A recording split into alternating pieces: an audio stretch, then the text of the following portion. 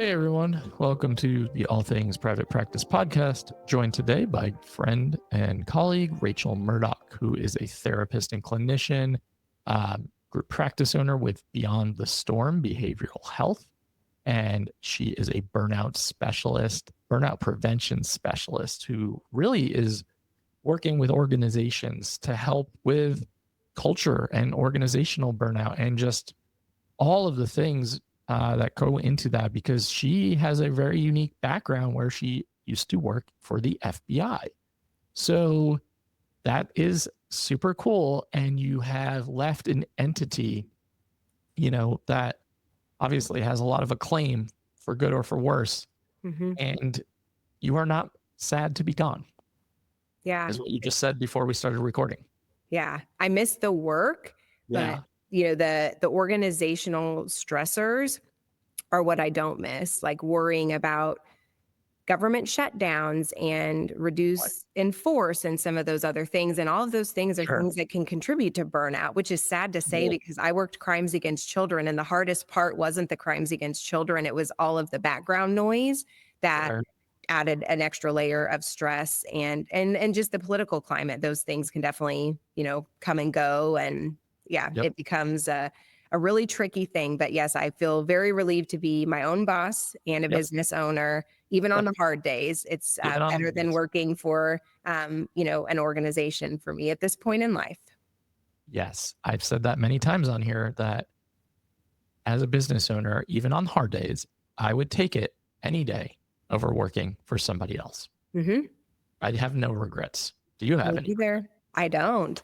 Yeah. No. I mean, I'm 2 years out right now, and it's hard because I'm still figuring everything out and navigating growth and growing pains, but I don't regret it. I did it for me, and I am, I'm recovering from pretty bad burnout myself. And I just think I would be in a totally different place if I was still doing what I was doing a few years ago, because it was just too much. Yeah. So your story is a unique one. I think a lot of people listening are not coming from a situation where they're leaving an entity like the FBI. They're probably leaving community mental health or potentially a group practice or grad school or wherever. Mm-hmm. And I think that, so I want you to speak to that a little bit, because I think when we think about working for a government entity, like something that has that, I don't even want to get into what I think about it. Anyway, it doesn't matter. The reality is, when you talk about the government entity or something that feels really secure, it feels like a big leap to leave. So I want to know, like, what was going on in that time where you were like, I've got to bet on myself and I've got to take this leap. Yeah. No, I call it the golden handcuffs, because when I left the FBI, I was making six figures. I had great health insurance. I had security. I had it made. And I was doing really important work, like working crimes against children is still very near and dear to my heart. And it was a really big decision to walk away. But I encourage people, and I share in my own journey, things don't have to be terrible for you to bet on yourself. Like, I was still doing really good, important work, but the pace, the amount of travel, the things that I was exposing myself to, it wasn't sustainable. And so for me, I wanted to use the skills that I developed at the FBI and focus on that in the mental health space by being able to focus on first responder mental health, which is a population that historically has pushed back a bit on mental health, and then also burnout, because I got very burned out, dangerously so, where I started having a lot of physical health and mental health symptoms. And so for me, I was choosing myself over the agency and for my family. And so it was a no-brainer, but it was still really hard to actually execute. And it took me many years to get to a point where I said, who leaves the FBI? Like, people work hard to get into it. Who decides to leave on their own terms? But once I got over that hump, I said, this is okay for me to go a different direction. It doesn't have to be, the journey that I do for the next 20 years just because I thought that life was going to look this way.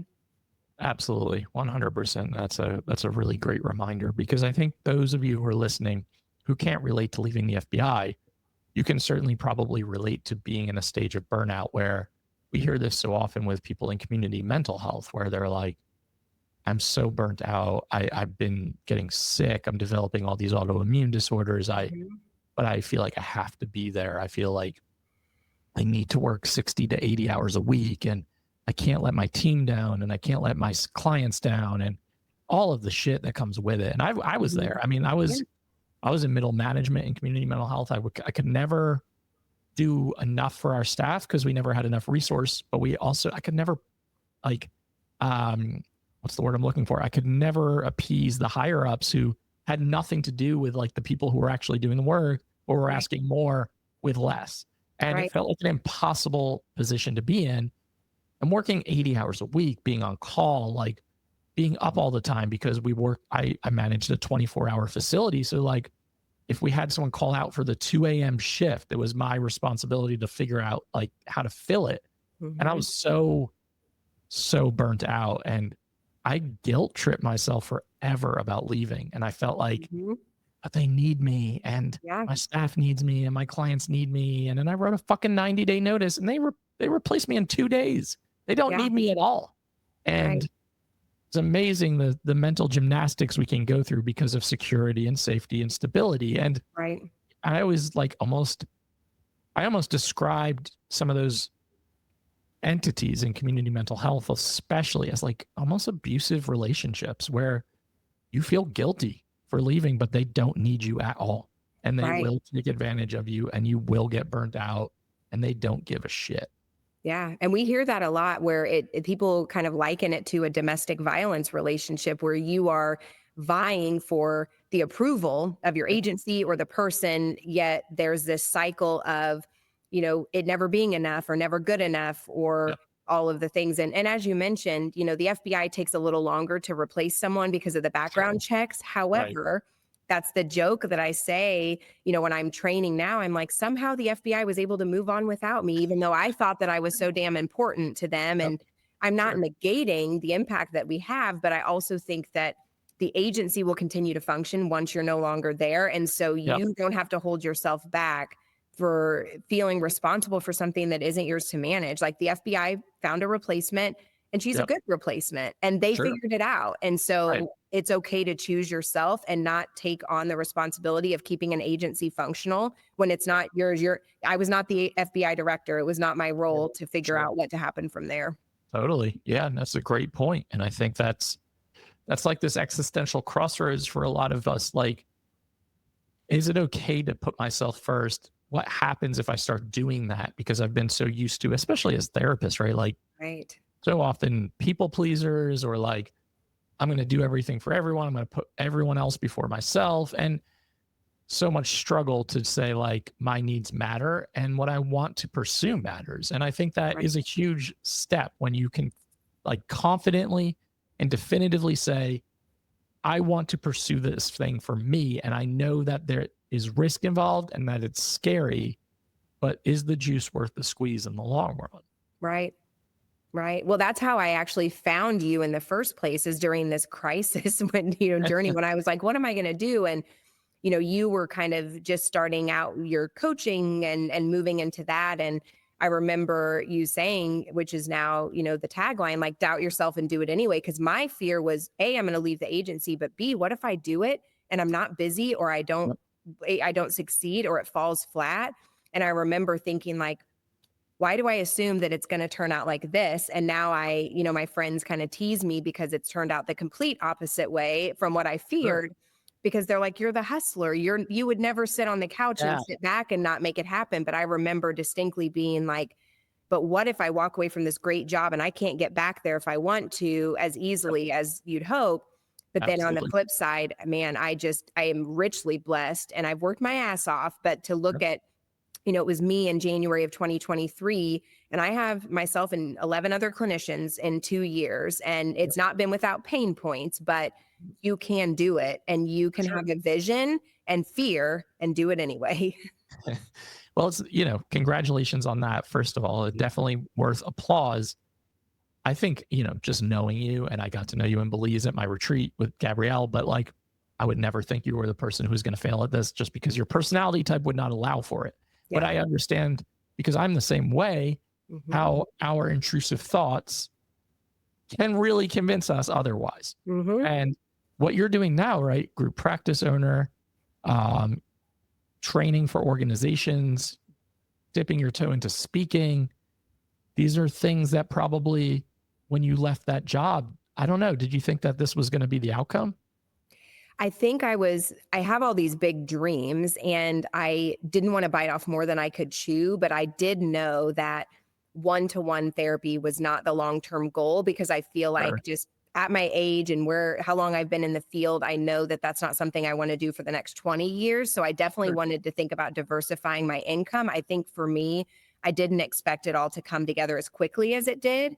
Right. And others around me, are so kind to say like, well, we knew that you would just take this and run with it. Sure. But it's just so interesting how you can have all these big ideas, but worry that, it wasn't luck that got you here, or just not Yeah. giving yourself the credit that you earn. But now is the time to leverage that experience and be able to say, this is why you should hire me to Yeah. speak. And it's okay to pitch yourself and sell yourself. And I think that was one of the more uncomfortable things because I've always had these jobs where it's like the work came to me and now I'm For the one sure. defining that. So that was Yep. definitely a shift for me for sure.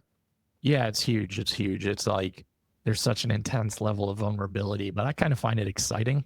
Me too. Uh, I think it's hard for those who are like, I can't get past the vulnerability piece and that's okay. If you can't get past the vulnerability and putting yourself out there and even the RSD that may come with it for those of you who are neurodivergent, like that's okay. It's Yeah. absolutely okay if you want to be a one-on-one therapist for the rest of your life. Yeah. I've just always been very entrepreneurial and like I have too many interests to just do one thing. And I know Yeah. you're in the same boat. So like it would be so hard for me to be like, all I do is one-on-one therapy all day, every day. Like that would feel like very constricting and Yeah. constraining. I can't live like that. So, okay. I know we want to talk about burnout and we've talked about no burnout. So tell me about what you're doing now for organizations. Yes. When we're talking about like organizational culture, when we're talking about workplace burnout, I mean, it's pervasive. We live in a capitalist society. We live in grind and hustle culture and survival mode a lot of the time. Right. So you come in to organizations and do what? So I do think this previous conversation is kind of building us to here because a lot of what we just talked about, the long work hours, the endless demand, Yep. the lack of boundaries, all of that as an organization is what can Sure. lead to poor retention and burnout. So Yep. for me, I focus on organizational wellness for organizations that are high pressure. And I think we could argue, oh, that's probably every organization, but I lean more into those that are really focused on trauma and some of these heavy topics where simply saying reduce your workload or hire more people, that is dismissive and falls on deaf ears. So I focus a Totally. lot with hospitals, first responder agencies, children's advocacy centers, places where there is endless demand and the Right. expectation that you will be available all of the time because crisis never stops. So we're Exactly. trying to find what organizations do well that keeps people, working for them for a long time, satisfied, morale up, and where there isn't this level of burnout that leads to constant attrition and lack of filling spots. Some Yep. organizations I talk to that have had 6 employees leave in a 6-month period, that is an exceptionally expensive trend to Totally. be dealing with. And so really having organizations do a deep dive to say, what are our strengths? What are our weaknesses? Because doing the work can't be enough. Like saying, no, people that want to do this, their heart is really committed to the mission because eventually that runs out. And Yep. just being able to really have honest conversations about leadership styles, emotional intelligence, personality, incentives, and really just kind of leaning into, can we have an honest look at the way the organization is running? If people keep leaving, something is not going well. And so Right. what investment are we willing to put into it to see if we can recruit the right people and keep them here and keep them healthy? Because we don't want people doing these jobs that are not in a good place. The safety of, the community depends on that. So we don't want burned out people administering first responder responses or working with abused children or delivering therapy. We want people that are Totally. at their best. Absolutely. 100%. That's a great point. And a necessity. And I think it gets overlooked a lot because in these helping professions, first responders, especially, so much emphasis of like taking care of everybody else and just dealing with the culture. And this is just how it is. And you hear horror stories. I mean, including suicidality, including actual suicide, like completed suicide attempts, right? So, like, Right. and then we're talking massive increases in substance use. We're talking about Right. all of these things that coincide with being a part of these helping professions because historically it's always been about giving everything away and putting everyone else first. And then you just acclimate to the surroundings and you're like, this is just how it's always been. So Right. this is what I'm supposed to do. So can you give us an idea of like some suggestions, tips, strategies of like things that you are helping these places implement? Because I think everyone hears the word like burnout prevention, self-care, all the things, but then it's like, what do we actually do? Right. And I feel like that's one thing that I was really passionate about when I was putting together my package is I don't want to just define burnout. We all know what it is. I don't want to be just another person that's saying, "Hey, burnout isn't good for you, figure it out." And so Sure. Take a bubble my bath, take a like 3-day right. vacation. Yeah. Right, because that feels so disconnected. Yeah. And so my philosophy is that we are peak performers when we give ourselves permission to pause. We just simply cannot go 100% of the time. And even though the culture of your workplace or your field may encourage that, it's not possible because our nervous systems were not designed to function the way that we try to push it. And Right. so, looking at organizations that do things well, some of the things that work well for them are kind of thinking about it like, ocean waves, they come and go. So, we need to modulate effort. So, we need to move from offline time to online time, solo time to group time, Right. high pressure task to more low pressure task. Because what we find in our fields is we try to do 8 straight hours of high pressure work. And by the end, we're completely depleted. So figuring out how do we prioritize tasks? How do we modulate effort? And carving in breaks is a necessity. And that's something that people are really not great at, especially in high demand jobs where the work is endless. And so Sure. figuring out also what the transition periods look like. So thinking about, what does your commute from work home to home look like? And I was really guilty of this at the FBI. I would be on my phone the entire drive home, continuing to deal with work issues, and then walking in my door and immediately shifting into family mode and home mode. And we know our nervous system needs a bit of time for reset. So prioritizing some of the boundaries that we have, even if our agencies don't, and saying, what can I do to have a transition where my brain knows that I am now going from work to home and Yeah. I can focus on that? And the pushback that I will get sometimes is, well, I'm always on call, or no, I always have to be available. And I do believe we self sabotage a bit sometimes Yeah. by Totally. not recognizing that it's okay to take 15 minutes to go have a meal with your family or go to the restroom or take a shower. Like it's an impossibility to be available 24/7. It's not sustainable. Totally. And I think the best piece of advice that I took from my research was that you will have an endless to-do list and it is okay. And that for me Right. shifted my mentality so much because I would have this kind of reward system where it's like, okay, if I can cross 3 more things off of my list, then I'll take a break or go do the thing. And now I'm at a point where, you know what, I have a long to-do list, but that's okay. Sometimes I'll choose me or my family or a break or a trip and I'll come back to it and it'll be there. And Yeah. I think that that gave me permission to pause, knowing that my performance is going to be enhanced when I take better care of myself. So it really is shifting that narrative and also recognizing what we're doing to get in our own way. Because it's really easy for me to blame the FBI for my burnout. They were part of it, but I was Sure. also perpetuating things and not doing what I needed to care for me. Mm. Yeah. Wow. Lots of great stuff in that. And I love like just the permission to pause and to take that step, to take that moment, to be more intentional with our time. Our time is our most valuable resource, right? It's the one we don't get back.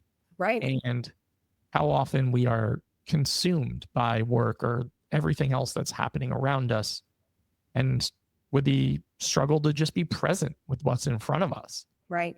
And I like that you mentioned like even 15 minutes for those of you who are listening who are like, but I don't have the time. It's like little bits at a time, right? It doesn't have to be all or nothing. It doesn't have to Right. be like my entire existence needs to completely have an overhaul tomorrow. Right. which maybe it does, but like it's not realistic. Right. So yeah, I love that perspective. And just getting people to a place where they know that their needs matter, especially when you're working in an infrastructure where it's high pressure and it's intense and it's Mhm. anxiety provoking all the time. Like Right. your nervous system does need that reset. It does. And when people tell me they don't have time, one of the things that I'll ask them to do is I'll say, take a look at your screen time usage on your phone and see where we Yeah, could carve in some time, right? Because we sure, waste a sure. lot of time Yes. mindlessly scrolling. And I get it. Sometimes that's a reset. But if we could be more intentional with Yeah. where we use our breaks, we all have time and can prioritize things that are important to us. It's just kind of having a plan and having that accountability. And that's what I like to do for individuals or organizations is design a infrastructure that allows you to prioritize what's important to you and pause what isn't, because no one at the end of their life is going to say, man, I wish I worked more. We're going to wish that we had spent more time doing the things we love with who we love. And we Yeah. cannot do that by this, involving ourselves in the hustle culture. It's That's so just true. unfortunately the way society is. But, I'm old enough to remember that life wasn't always like this. Society wasn't always like it. And we somehow got by. So we just need to kind of reset and figure out, what it is that's getting in our way and being the change that we need for us, because it's going to take organizations a while to catch up. But I'm not, here to say like, you should just leave your job if you're not happy. But it's also okay to bet on you and choose yourself and prioritize your needs, because on the other side of it, I am so much happier and doing still really important work, but I feel so much better than I did about 3 years ago. I was not in a good place. Sure. And I do not think I would have survived, and not from a suicide standpoint, but more from a health standpoint. I was having some Sure. really crazy health things. And my doctor one day said, this is overwork and overstimulation, and you have to change. And so Yeah. I did it. Well, that's amazing. I mean, and it just goes to show you that it can be done. And I've had, I don't know what episode you're going to be, but we're coming up on like 200 episodes now. And everyone's story is unique, but also similar. Right. And the reality is, so many of us have been in these positions where we have felt overworked and underpaid and underappreciated and stressed and stretched and end up sick and sacrificing our own physical and mental well-being, all for something else that we don't necessarily always buy into 100% or isn't fully invested in us 100%. And Right. I know how scary it is to take these risks and take these leaps that we talk about on this podcast and have conversations about. But I don't think I've had a single person on here who's said, I bet on me. I took that leap. It was scary, but it wasn't worth it. And I used to ask that when I had my Facebook group open, which I'll be honest, I don't know if I'm ever going to unpause That ship again. has sailed. It's been over a year now, and I keep thinking, like, should I unpause it? And every time I see the date, I'm like, push it back 2 months, push it back. So I've asked that question in there too.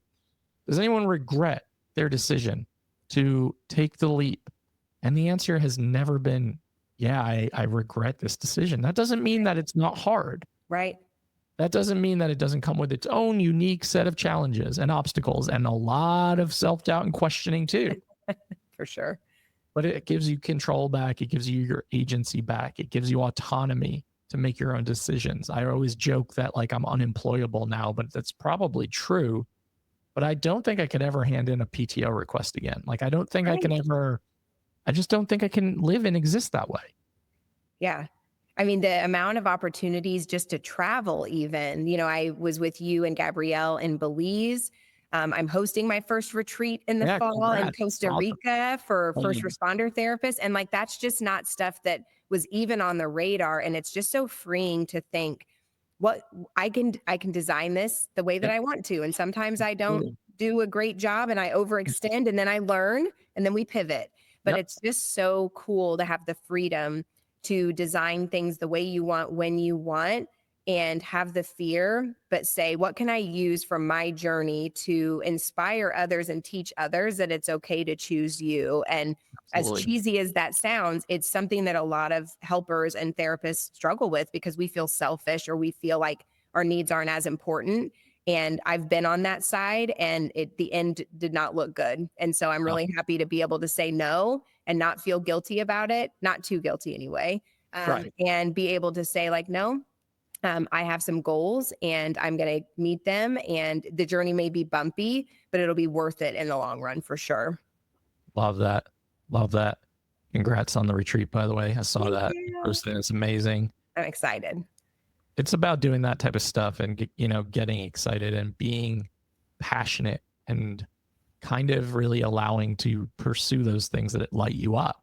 Yeah. So I give you a lot of credit for your journey. It's an impressive one for sure. If you haven't met Rachel or connected, definitely someone to have on your radar. And I think that everything you just said is like the perfect summation. So I don't really have a good final ending for this, but I really would love for you to share where people can find you if they want to hire you, if they want to come to the retreat or anything else that you have going on. And we will include that in the show notes for everyone too, so that you have easy access to all of that information.